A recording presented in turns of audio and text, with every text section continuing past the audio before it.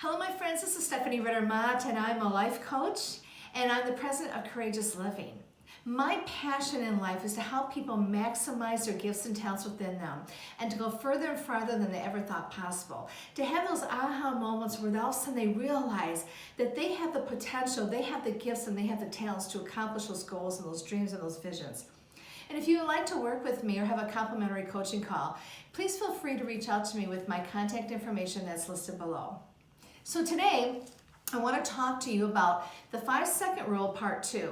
Now if you go to my YouTube channel, you'll see that I have a video out there on the 5-second rule, and that's where I go into a deeper dive about what the book is talking about. But I really felt that I wanted just to highlight a few more things from that book. The 5-second rule is a book by Mel Robbins, and it really is talking about counting backwards 5, 4, 3, 2, 1, and rewiring our brains so that instead of always going down the same patterns, the same paths that are negative, they're not helping us at all, or our default thinking, which is working against us, it's actually putting a stop to that and making us go in a different direction.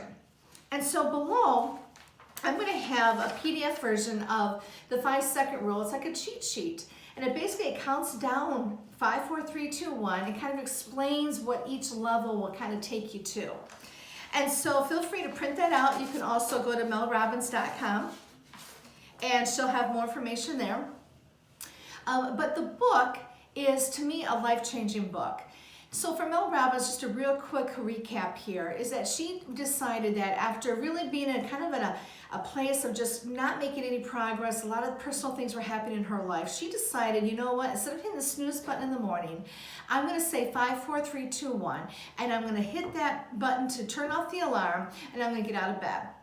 See, a lot of times we tend to hit the snooze button on our life. We have good intentions. You know, we have those goals, those dreams that we want to accomplish. But fear comes in, that voice says, no, you know what, you don't have what it takes, or that person's better at it than you, or someone else is already doing that. You know what? 5, 4, 3, 2, 1 shuts that down.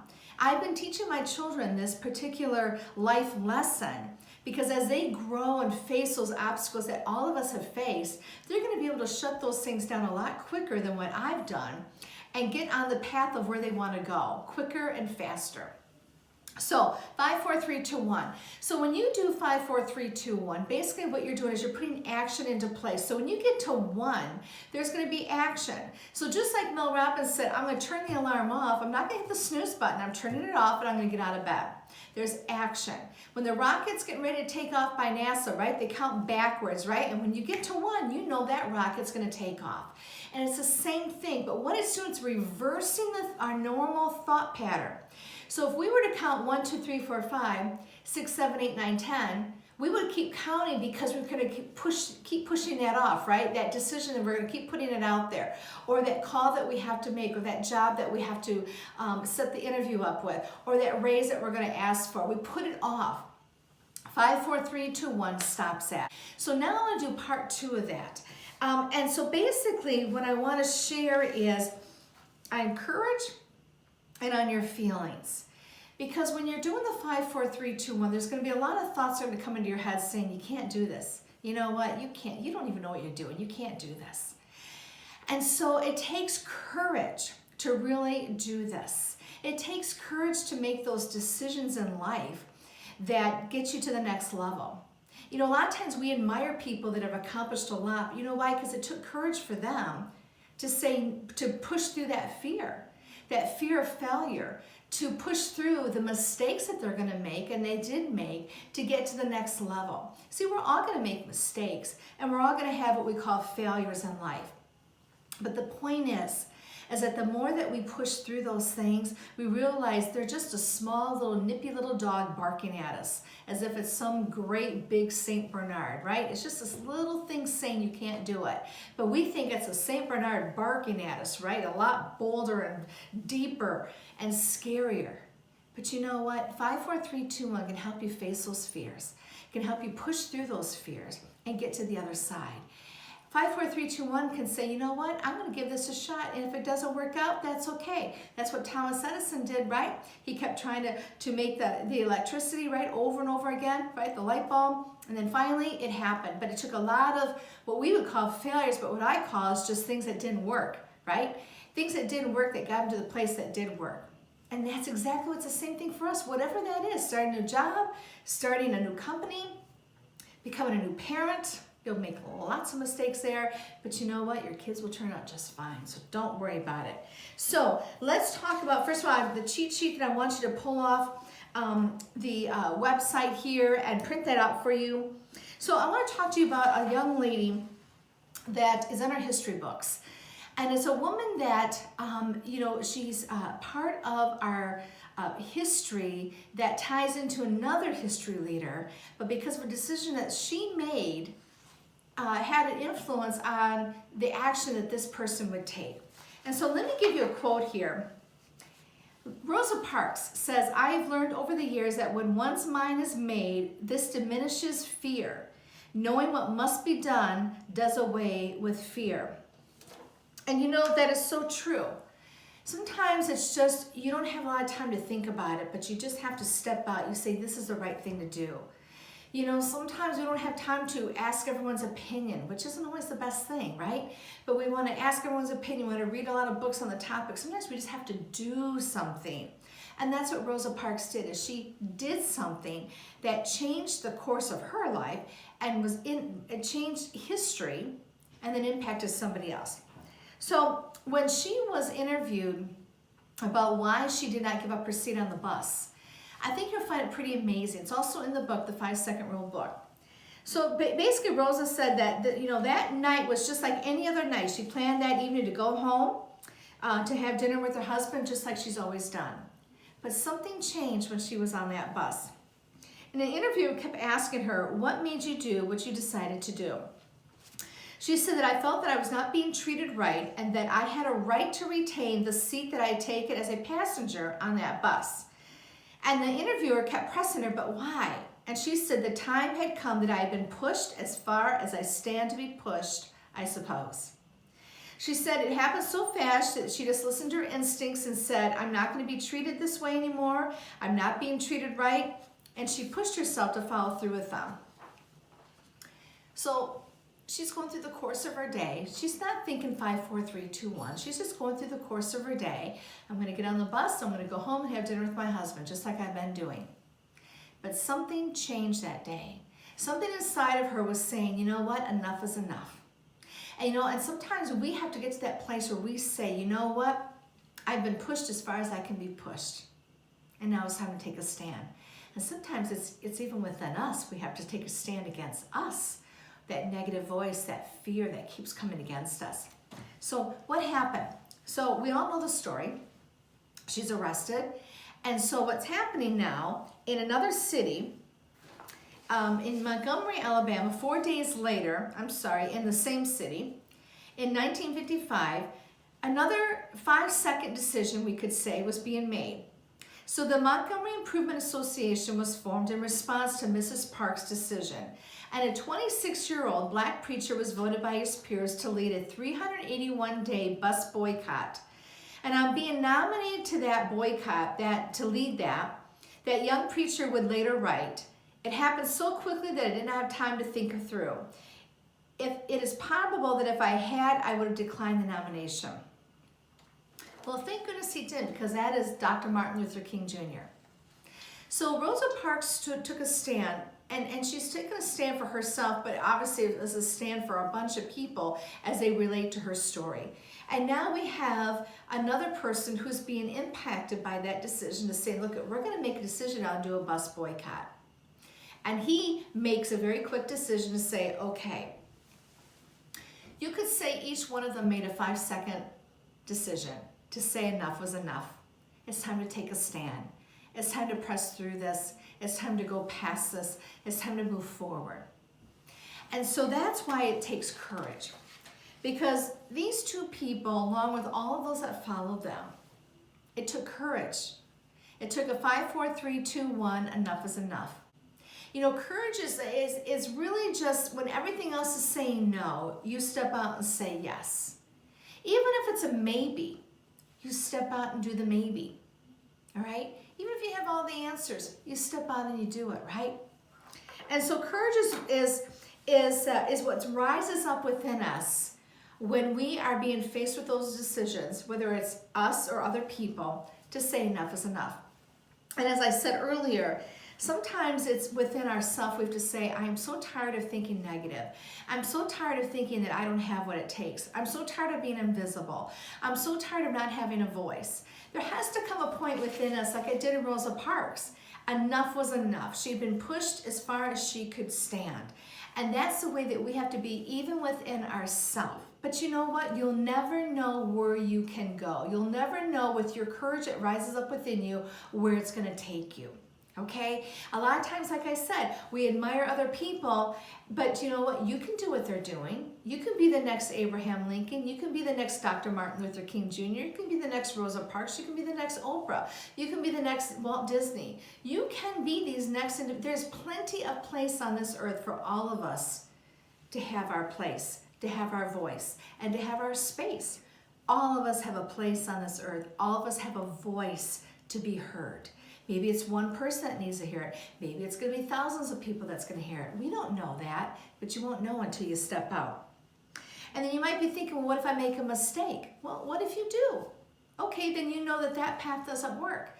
Or you know what, well, what if I get embarrassed? Oh, you know what, listen. We have to let a lot of these things go. Okay, because that's where fear comes in. That little, that Saint Bernard voice that's within the voice that's in the dog of a Chihuahua, right? It's something very small, but the voice is very big in our head. We have to stop thinking those things. We have to stop that. Otherwise, we'll never move forward. And then we get envious and jealous of people that are accomplishing the very things that you want to do, but yet we can't blame them because they took that step. We have to take the step. So the next thing I want to talk to you about is feelings. You know, I believe that our feelings are a good GPS system within us when they're in balance. But there are times when we make decisions on feelings that are not always to our benefit. And so it's like people that get caught up, maybe they're in debt because why? They're feeling down, so they went and bought. They bought clothes, they bought a car, they bought things to feel better, to feel good, even though it was empty. They knew within 24 hours they're going to feel the exact same way they did before the purchase. So what happens is they're trying to buy things to validate a feeling within them, wanting to be happy, and all it's doing is working against them. And so our feelings are very, very important to keep in balance, okay? So there's a neuroscientist who said human beings are feeling machines that think, not thinking machines that feel. So again, I believe our feelings are a good GPS for us at different times in our life. Like for my children, if they don't feel safe in a particular area or a situation that they're in, I tell them to listen to that, right? Because I believe there are times when that GPS system kicks in within us and says, you know what, you're not in a safe area, you need to leave. Or you need to move away from this person because they're not good to have in your life. There are times when it's very definite. But when we're basing our actions on feelings, when you're feeling sad, and so you might make purchases, you might make decisions. You know, when I work with people who are going through a divorce, one of the things we say is don't make big decisions on financial, like a house or a car, because of how you're feeling. Because you might be feeling very, very down, but you don't want to be putting yourself in a financial situation that you can't afford. And so we try to teach them how to be aware of how they are very stressed and how to be careful on making decisions based on their feelings. Sometimes you have to turn the feelings off to make a logical decision. So when you say to yourself, so what do I want to eat? You're actually saying to yourself, what do I feel like eating? You know, a lot of times it's a subconscious thing where it's more of what do I feel like doing? What do I feel like eating? And so again, that's where he's saying that your feelings are making the decisions for you. And so what you want to do is the 5, 4, 3, 2, 1 to start untangling those feelings from your actions and unlock the potential.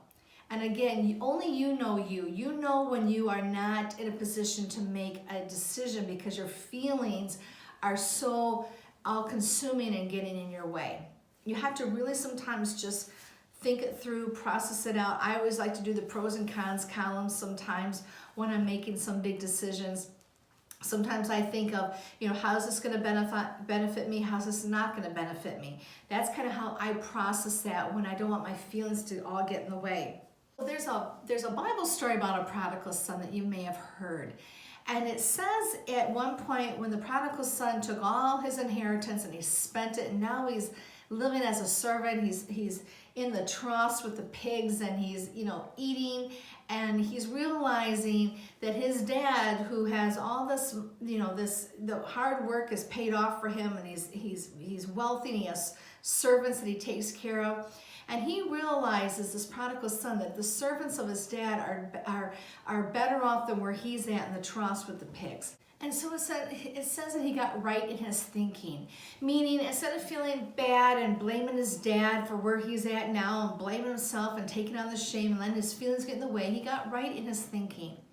And there's times that we have to get right in our thinking about our situation. Right in our thinking of, are we letting fear dictate? Are we letting the fear of failure dictate? Are we letting the fear of making mistakes dictate? Are we letting the opinion of others dictate? We have to get right in our thinking and say, I don't like living in these negative thoughts anymore. I don't like thinking bad about myself anymore. I don't want to live in this trough with pigs and eating the food that they're eating when I can be living better. And so we have to get right in our thinking, and that's where that 5, 4, 3, 2, 1 comes in, because it helps us decide enough is enough on the negative thinking. So when you think about activation energy, it was coined by a psychologist where he defines activation energy as the initial huge push of energy that's required for change.